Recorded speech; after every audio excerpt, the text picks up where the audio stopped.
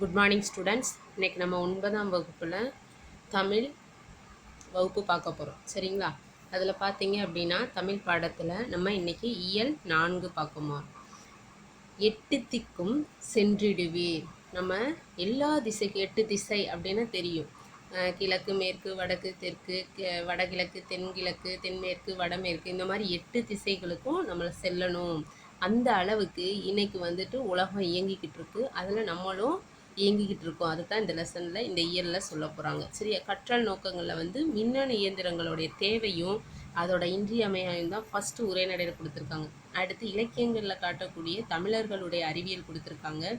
அடுத்து தொல்காப்பியத்தில் உள்ள உயிர்களுடைய வகைகள் கொடுத்துருக்காங்க. ஓரறிவு, ஈரறிவு, அந்த மாதிரி உயிருடைய வகைகள் கொடுத்துருக்காங்க. அடுத்து துணைப்படத்தில் பார்த்தீங்கன்னா நேர்காணலுடைய நோக்கம் என்ன அப்படின்றது கொடுத்துருக்காங்கம்மா. இதுதான் இன்னைக்கு இந்த இயலில் நம்ம பார்க்க போகிறோம். ஃபஸ்ட்டு நம்ம பார்க்க போகிறது உரைநடை. உரைநடை அப்படின்னு பார்த்திங்கன்னா இயந்திரங்களும் இணைய வழி பயன்பாடும். அதாவது இன்றைக்கி பார்த்திங்கன்னா இயந்திரங்களுடைய பயன் அதிகமாயிருச்சு. அதே போல் அதுக்கு ஈக்குவலாக இணையத்துடைய பயன்பாடும் நம்ம சொல்லக்கூடியது. இப்போ எல்லாமே சொல்கிறோம், ஈஸியாக சிம்பிளாக வேர்ட் சொல்கிறோம், நெட்டு அப்படின்னு சொல்லுவோம். ஸோ அந்த இன்டர்நெட்டோட பயன்பாடும் அதை தான் இந்த உரைநடையில் நம்ம பார்க்க போகிறோம். ஸோ நுழையிறதுக்கு முன்னாடி என்ன கொடுத்துருக்காங்க அப்படின்றத நம்ம பார்ப்போம். இயந்திரங்கள் இல்லாத மனித வாழ்க்கையை கற்பனை செய்ய முடியாத அளவுக்கு இன்று தொழில்நுட்பம் நம்மை சூழ்ந்துள்ளது. இணையவழி பயன்பாடு வாழ்வை எளிதாக்கி நேரத்தையும் உழைப்பையும் வீணாக்காமல் தடுக்கிறது. கண்டிப்பாக இன்றைக்கி நம்ம டக்குன்னு ஏதாவது ஒரு அர்ஜென்ட்டாக வேலை செய்யணும் அப்படின்னா நெட்டில் உடனே பார்த்துறோம். ஸோ நம்மளுடைய நேரம் வந்து ரொம்ப வீணாக்காமல் தடுக்கப்படுது. இதன் வழி பல நன்மைகளும் சில தீமைகளும் ஆக மாற்றங்களும் முன்னேற்றங்களும் நம்மை முன்னோக்கி பயணிக்க செய்கின்றன. எதிர்கால நலன் ஒன்றையே கருத்தில் கொண்டு இயந்திரங்களையும் இணையத்தையும் முறையாக பயன்படுத்தி வாழ்வில் ஏற்றம் பெறுவோம். அப்போ நன்மைக்கு மட்டுமே நம்ம இந்த இயந்திரங்களையும் இணையத்தையும் பயன்படுத்தணும் அப்படின்னு சொல்லியிருக்காங்க. ஸோ அதனுடைய பயன்களை நம்ம இன்றைக்கி பார்க்கலாம். சரியாம்மா? கீழே பாருங்கள், படத்துக்கு கீழே இதெல்லாம் வந்துட்டு படிமங்கள். அதாவது எந்தெந்த வகையில் நம்ம பயன்படுத்துகிறோம் அப்படின்றது. பயணச்சீட்டுக்கு எதை யூஸ் பண்ணுறோம், முன்பதிவுக்கு எதை யூஸ் பண்ணுறோம், மற்றபடி செயலி ஆப்பு சொல்கிறோம்ல அந்த மாதிரி. அடுத்து பார்த்திங்கன்னா அந்த பயணச்சீட்டில் என்னென்ன இடங்கள் இருக்குது அந்த மாதிரி அந்த ஒரு டாக்குமெண்ட்ஸை தான் உங்களுக்கு இங்கே கொடுத்துருக்காங்க. அடுத்தது பாருங்கள், பேருந்துகளில் பயணச்சீட்டு வழங்குவதற்கும் உணவு விடுதிகளில் உணவு கட்டணச்சீட்டு வழங்குவதற்கும். அதாவது பேருந்துகளில் பயணச்சீட்டு வழங்குறதுக்கும் உணவு விடுதிகளில் உணவு கட்டணச்சீட்டு வழங்குவதற்கும் இதை வந்து நம்ம பார்த்துருக்கோம். பார்த்திங்கன்னா தெரியும். இப்போ நமக்கு வந்துட்டு பஸ்ஸில் போகும்போதே பார்த்திங்க அப்படின்னா இப்போ டிக்கெட்டு கொடுக்குறாங்க, அதுக்கு ஒரு மிஷின்ஸ் வச்சுருக்காங்க. ஸோ இந்த மாதிரி வந்துட்டு எளிய வடிவிலான மின்னணு இயந்திரங்கள், அதாவது இணைய இணைப்பு. அதில் வந்து எந்த ஒரு நெட்டு கனெக்ஷன் கிடையாது. ஜஸ்ட் பேப்பர் உள்ளே போடுவாங்க. நம்ம எங்கே ட்ராவல் பண்ணுறோமோ அதுக்கான அமௌண்ட்டு, அந்த டைம் எல்லாமே அதில் என்ட்ரி ஆயிடும். ஸோ அந்த மாதிரி பயன்படுத்துகிறாங்க. அடுத்தது பார்த்திங்க அப்படின்னா முதலாக மின் அஞ்சல் மூலம் தொடர்பு கொண்ட போது உலகம் சுருங்கிடுச்சுன்னு மகிழ்ந்தோம். ஆனால் இன்றைக்கி கடித போக்குவரத்து குறைஞ்சிருச்சு. என்ன காரணம்? இப்போ மெசேஜ் அப்படின்ற ஒன்று போடுறதுனால தந்தி அப்படின்றது ஒன்றே இருக்கிறதே கிடையாது. ஸோ நம்ம கால் பண்ணி சொல்லிடுறோம். அதுக்கப்புறம் பார்த்திங்க அப்படின்னா மெசேஜ் போடுறோம், வாட்ஸ்அப் இந்த மாதிரி எவ்வளவோ வந்ததுனால தந்தி, லெட்டர் அப்படின்னு வந்து தந்தி அடிக்கிறது அந்த மாதிரி எதுவுமே இப்போ கிடையாது. சமூக வலைதளங்கள் மூலம் காணொலி இழப்பில், காணொலினா வீடியோ கான்ஃபரன்ஸ். அதாவது இன்றைக்கி வந்து இப்போ ஆண்டிபட்டியில் ஒரு கல்யாணம் நடக்குது, அதை வந்து அமெரிக்காவில் இருக்கிற ஒருத்தவங்க பார்க்கணும் அப்படின்றா இணைய வழி காணொலி மூலம், அதான் வீடியோ கான்ஃபரன்ஸ். அது மூலம் நம்ம வந்து பார்த்துட்டு நல்லாயிருக்கு, ஓகே சூப்பர், நாங்களும் பார்த்துக்கிட்டோம் அப்படின்னு சொல்கிறோம்ல. ஸோ அந்த அளவுக்கு வந்துட்டு இன்றைக்கி இணையம் வந்து இதாகிடுச்சு. வங்கிகள் தரும் அட்டைகளில் உருள்கிறது வாழ்க்கை. அதாவது இப்போ பார்த்தீங்க அப்படின்னா அறிவியல் முன்னேற்றத்தால் மனிதனுடைய பயண நேரம் குறைஞ்சிச்சு. எப்படி? அதாவது பல வழிகளில் வந்து தன்னோட நேரத்தை, அறிவியல் கண்டுபிடிப்புகள் கூட மனிதனுடைய நேரங்கள் எல்லாமே வந்து மிச்சப்படுத்தப்படுது. கணினி செயல்பாடு மிகுந்த சமையல் எரிவாயு, அதாவது இப்போ பார்த்தீங்கன்னா கேஸ் சிலிண்டர் பதிகிறோம். சரியா? நெட்லேயே வந்து கேஸ் சிலிண்டர் பதிகிறோம். அதுக்கப்புறம் எலக்ட்ரிக் பில் கட்டுறோம். எங்கேயாவது பஸ்ஸில் போகணுன்னா பயணச்சீட்டுக்கு வந்து முன்பதிவு செய்கிறோம். இந்த மாதிரி எல்லா விஷயத்துலையும் இப்போ நீண்ட வரிசையில் நிற்கணும். இப்போல்லாம் முன்னாடிலாம் பார்த்தீங்க அப்படின்னா சிலிண்டர் புக் பண்ண போகிறோம் அப்படின்னா வெயிலில் நின்று அவங்களுக்கு இப்படி தான் புக். இப்போ பார்த்தீங்கன்னா நம்ம வீட்டில் இருந்தே ஜஸ்ட் ஒரு மிஸ்டு கால் கொடுத்தாலே போதும். ஸோ அந்த அளவுக்கு வந்துட்டு இன்றைக்கி வந்து இயந்திரமும் மனிதனும் இயங்கிக்கிட்டு இருக்கோம் அப்படின்னு சொல்லிட்டு இருக்காங்க. அடுத்து பாருங்கள், அங்காடிகளில் பொருள் வாங்குறது கூட நம்ம வந்து இப்போ போய் என்ன பண்ண பார்த்து சர்ச் பண்ணி வாங்கன்ற அவசியம் இல்லை. இணையத்தில் வந்து எனக்கு இது இவ்வளோ வேணும் அப்படி இப்படின்னு சொல்லிட்டோம் அப்படின்னா அது எல்லாமே கடையில் வந்து புக் ஆயிரும். நமக்கு அவங்களே வந்து வீட்டில் கொடுக்குற அளவுக்கு இன்றைக்கி வந்து உலகம் இயங்கிட்டு இருக்கு அப்படின்னு இருக்காங்க. அதுக்கப்புறம் பார்த்தீங்க அப்படின்னா இந்த இயந்திரங்களின் பின்னால் இருப்பது கணினி தான். இந்த கண்ணுக்கு தெரியாத இணைய வளர் தான் இதுக்கு வந்து எல்லாத்துக்குமே உதவியாக இருக்குது அப்படின்னு சொல்லியிருக்காங்க. அடுத்து பாருங்கள், ஒளிப்படிவு இயந்திரம் ஒன்று கொடுத்துருக்காங்களாமா. இந்த ஒளிப்படிவு இயந்திரத்தில் என்ன அப்படின்னா இதைத்தான் நம்ம சொல்லுவோம் ஜெராக்ஸ் மிஷின் சொல்கிறோம். ஆக்சுவலி இதோட பேர் வந்து ஃபோட்டோ காப்பியர் அப்படின்றது தான் இதோட பேர். ஆனால் இன்றைக்கி நம்ம எல்லாருமே வந்து வழக்கத்தில் ஜெராக்ஸுன்னு சொல்கிறோம். ஸோ ஜெராக்ஸுன்றது வந்து கரெக்டான வார்த்தை கிடையாது, அது ஒரு வழக்கு சொல். ஆக்சுவலி அதோட பேர் ஃபோட்டோ காப்பியர் அப்படின்னு தான் பேர். கல்வி, வணிகம், அரசு, தனியார் நிறுவனம் எல்லாத்துலேயுமே வந்துட்டு இந்த நகல் எடுக்கிற கருவி வந்து நம்ம பயன்படுத்திகிட்டு இருக்கோம். நியூயார்க்கை சேர்ந்த காப்புரிமை சட்ட வல்லுநரும் பகுதி நேர ஆய்வாளருமான ஜெஸ்டர், அண்டர்லைன் பண்ணிக்கோங்க, ஜெஸ்டர் கார்ல்சன் அப்படின்றவர் தான் முதல்ல இந்த கருவி, அதாவது தன்னோட தனிப்பட்ட தொழிலுக்காக இந்த நிறைய காகிதம் தேவைப்பட்டிருக்கு. ஸோ அதுக்காக அவர் வந்து இந்த மிஷினை கண்டுபிடிச்சிருக்காரு. இந்த மிஷினை தன்னோட சமையல் அறையில் வச்சு தான் அவர் அதுக்கான ஆய்வெல்லாம் செஞ்சுருக்கிறாரு. அதுக்கப்புறம் பாருங்கள், 1938 முதல் ஒளிப்படி அப்போ தான் அவர் வந்து எடுத்திருக்காரு இந்த மிஷினை. கிரேக்க மொழியில் ஜீரோகிராஃபி அப்படின்னு சொல்லிட்டு என்றால் உலர் எழுத்து முறை அப்படின்னு மீனிங். அண்டர்லைன் பண்ணிக்கோங்க. கிரேக்க மொழியில் ஜீரோகிராஃபி அப்படின்னா உலர் எழுத்து முறை. இவரால் தான் 1951 இந்த ஜெராக்ஸ் இயந்திரம் இந்த உலகத்துக்கே அறிமுகப்படுது. ஸோ 1 மார்க்லேயோ 2 மார்க்லையோ கேட்கலாம். எப்பொழுது ஜெராக்ஸ், அதாவது படிமக்கருவி எப்பொழுது, எந்த ஆண்டு, யாரால் அறிமுகப்படுத்தப்பட்டது அப்படின்னு கேட்கலாமா. ஸோ படிச்சுக்கோ. 1959 ஜெராக்ஸ் இயந்திரம் இந்த உலகத்துக்கு அறிமுகப்படுத்தப்பட்டது. சரி, ஓகே. ஒளிப்படி எடுக்கும் கருவிகளை உருவாக்கி விற்பனை செய்தாலும் அவற்றுக்கு ஜெராக்ஸ் என்ற பெயரே இன்னைக்கு வரைக்கும் நிலச்சிருக்கு அப்படின்னு சொல்லியிருக்காங்க. அடுத்து பாருங்கள், தொலைநகல் இயந்திரம், ஃபேக்ஸு. உடனே சொல்லுவாங்க, சரி அந்த ஃபேக்ஸை எனக்கு அமுச்சு விட்ருங்க நெட்டில், உடனே என்னோடய மெயில் ஐடிக்கு அமுச்சு விடுங்க அப்படின்னு சொல்லுவாங்க. ஸோ அதை எப்போ யார் கண்டுபிடிச்சாங்க அப்படின்னா 1846 ஸ்காட்லாந்து கண்டுபிடிப்பாளர் அலெக்சாண்டர் வெயின் அப்படின்றவர் தான் தன்னோட குறியீடுகளை இந்த மின்னாற்றல் உதவியோடு அச்சிடுதல் வெற்றி கொண்டு அதுக்குரிய காப்புரிமையை பெற்றார். அவர் தான் முதல்ல கண்டுபிடிச்சி அதுக்கான அந்த அத்தாரிட்டி, அந்த ரூல்ஸ், அந்த இதுலையும் வந்து வாங்கிக்கிட்டாரு. இத்தாலி நாட்டு இயற்பியல் அறிஞர் ஜியோவானி காஸ்லி பான்டெலிகிராஃப் என்ற தொலைநகல் கருவியை உருவாக்கினார். அதாவது இயற்பியல் அறிஞர் ஜியோவானி காஸ்லி அவர் தான் பான்டெலிகிராஃப் அப்படின்ற தொலைநகல் கருவியை வந்து உருவாக்கியிருக்காரு. சரியா? அவருடைய கண்டுபிடிப்பை கொண்டு 1865 பாரிஸ் நகர்லேருந்து லியாண்ட்ர நகரத்துக்கு வந்து தொலைநகல் செயலியை வந்து முதல்ல தொடங்கியிருக்காங்க. ஸோ 1 மார்க்கில் கேட்கலாம், முதல்ல தொலைநகல் அது வந்து எப்போ தொடங்கப்பட்டது, எந்த நகர்லேருந்து எந்த நகர் அப்படின்னு கேட்கலாமா. அடுத்து பாருங்கள், தொலைபேசியை கண்டுபிடிக்கிறதுக்கு 11 ஆண்டுகளுக்கு 11 வருஷத்துக்கு முன்பே இந்த நிகழ்வு எல்லாமே நடந்துச்சு. அதுக்கப்புறம் தான் கொஞ்சம் கொஞ்சமாக வளர்ச்சி பெற்று தான் கால் பண்ணி பேசுகிறது அந்த மாதிரிலாம் வந்திருக்கு. 1985 அமெரிக்காவின் ஹாங் மாக்னஸி என்பவர் வந்து கணினி மூலம் தொலைநகல் எடுக்கும் தொழில்நுட்பத்தை கண்டுபிடித்தார். அந்த இயந்திரத்துக்கு காமா ஃபேக்ஸ் அப்படின்னு பெயரிட்டு விற்பனைக்கு கொண்டு வந்தார். சரியா? அடுத்து தானியங்கி பண இயந்திரம், அதாவது ஆட்டோமேட்டட் டெல்லர் மெஷின் அப்படின்னா, அதாவது நம்ம போய் இது மட்டும் கொடுத்தா போதும், கார்டு மட்டும் கொடுத்தா போதும், நம்மளுடைய சீக்ரெட் நம்பர் சொன்னால் மிஷின். இப்போ இந்த உலகமே அதை தான் பயன்படுத்திகிட்டு இருக்கு. அடுத்து ஜான் ஷெப்பர்ட் பாரன் என்ன சொல்கிறாருன்னா, இங்கிலாந்தில் இருக்கிறவன் தன்னோட ஏதோ ஒரு மூலையில் இருந்து தன்னோட வங்கியில் இருக்க பணத்தை எடுக்கிறதுக்கு அவர் வந்து இந்த முறையை கண்டுபிடிச்சார். அதாவது சாதாரணமாக சாக்லேட்டை வெளியே தள்ளக்கூடிய இயந்திரத்தில் இருந்து தான் இந்த சோதனையை வந்து நடத்தியிருக்காரு. சரியா? அடுத்து பாருங்கள், அரசின் உதவித்தொகை, ஊக்கத்தொகை, பணியாளருடைய தொகை, இதை எல்லாமே வந்துட்டு போய் லைனில் நின்று பேங்க்கில் நின்று வாங்குன்ற அவசியமே இல்லை. அவங்களுடைய மொபைலுக்கு ஒரு எஸ்எம்எஸ் அனுப்பிச்சி விட்டு அவங்களுடைய அக்கௌண்ட்டில் ட்ரான்ஸ்ஃபர் பண்ணுற அளவுக்கு அந்த இணையமானது இன்றைக்கி வளர்ந்துட்டுருக்கு, இயங்கிக்கிட்டு இருக்கு அப்படின்னு சொல்லியிருக்காங்க. இங்கிலாந்தை சேர்ந்த பொறியாளரான ஜான் ஷெப்பர்ட் வாரன் என்பவர் தலைமையிலான குழு ஒன்று பார்க்லேஸ் வங்கிக்காக லண்டனில் 1967 ஜூன் 27. ஸோ அண்டர்லைன் பண்ணிக்கோங்க, லண்டனில் இருக்கக்கூடிய ஒரு வங்கி யார் அறிமுகப்படுத்தினாங்க, எந்த ஆண்டு இந்த ஏடிஎம் மிஷின் அறிமுகப்படுத்தப்பட்டதுன்னு சொல்லிட்டு கேட்பாங்க. ஜூன் 27, 1967. வங்கி அட்டையெல்லாம் அப்போது கிடையாது. அப்போல்லாம் எந்த பேங்க் புக்கும் கிடையாது. காசோலை என்ன பண்ணுவாங்க அப்படின்னா, அதில் அமௌண்ட் இருக்கும். உடனே அவங்க என்ன பண்ணுவாங்கன்னா, பேங்க்கில் போயிட்டு அந்த மிஷினுக்குள்ளே அந்த வங்கியில் அதை கொடுப்பாங்க.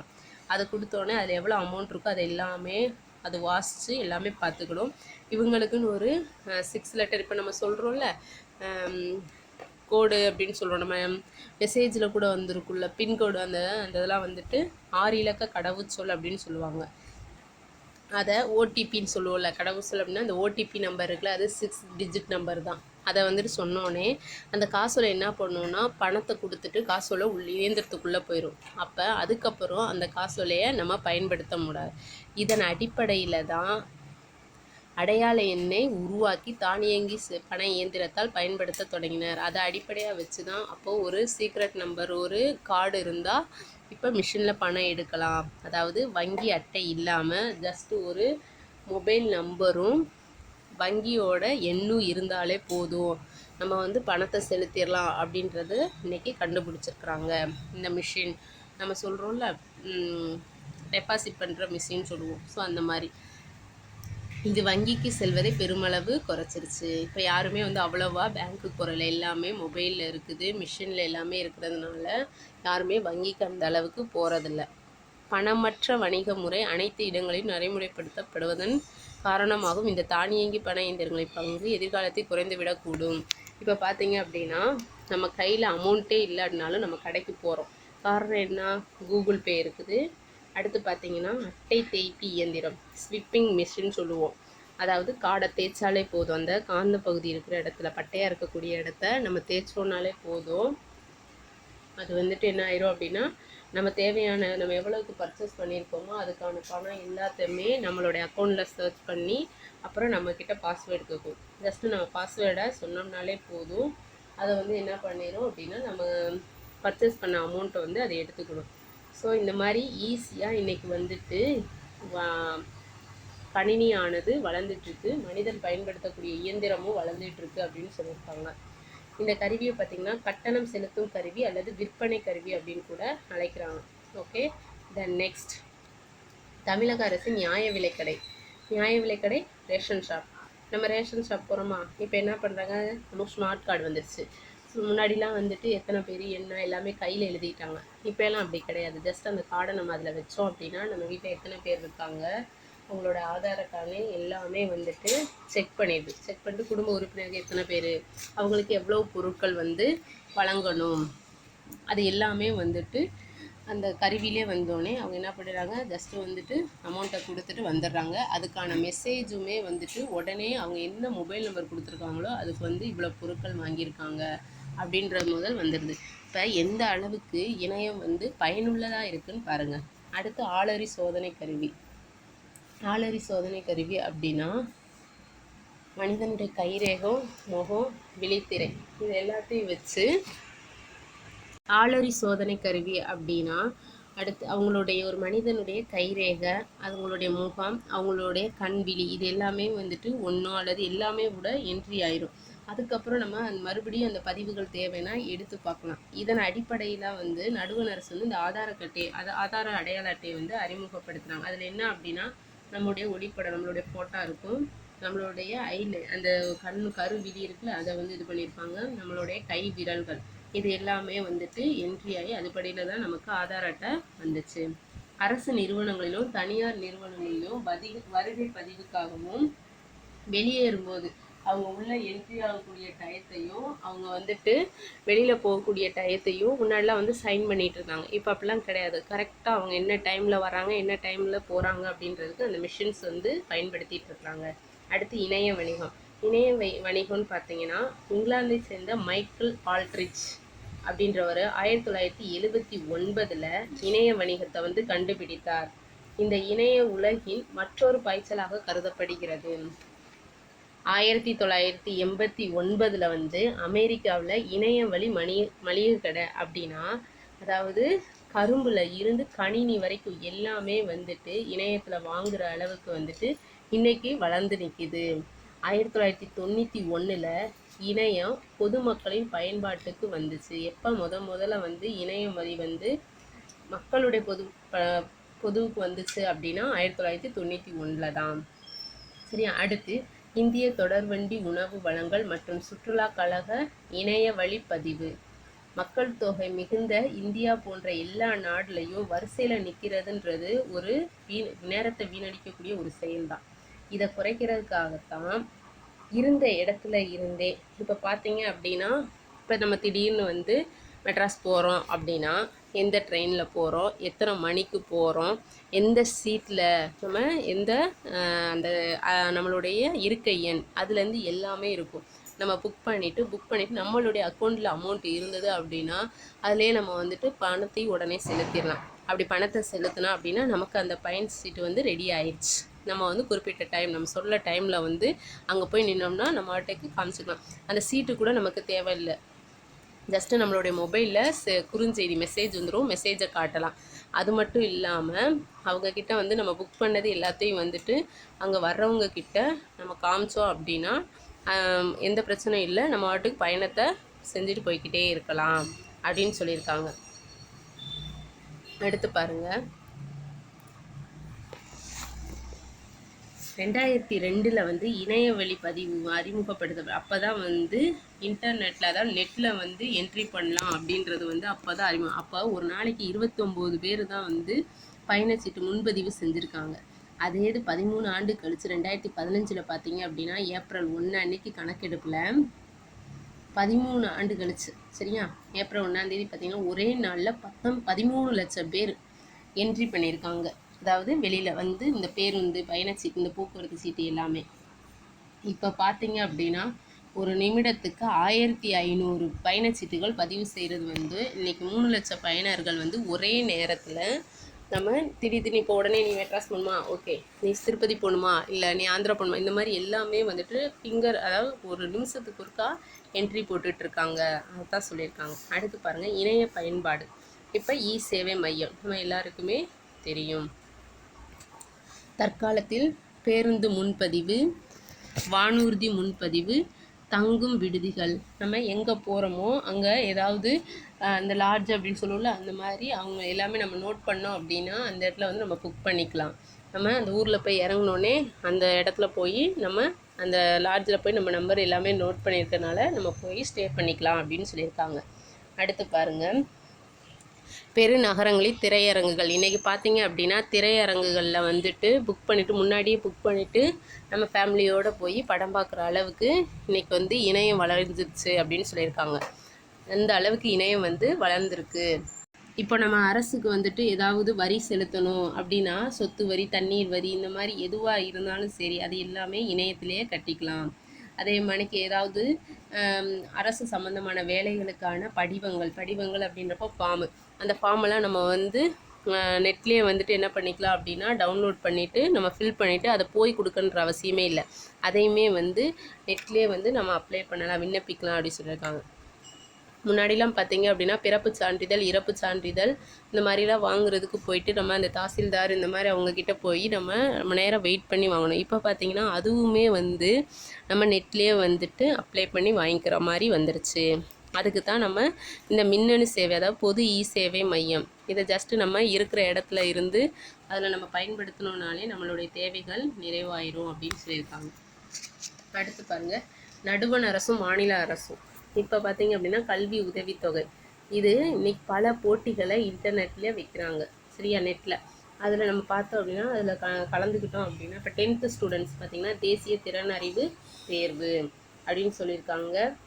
அதுக்கப்புறம் 8ஆம் வகுப்பு மாணவர்கள் பார்த்திங்கன்னா தேசிய திறன் அறிவு தேர்வு, கல்வி உதவித்தொகை தேர்வு இந்த மாதிரி இதெல்லாம் வந்துட்டு அவங்கவுங்க படிக்கிற ஸ்கூல்லே வந்து ஆன்லைனில் வைப்பாங்க.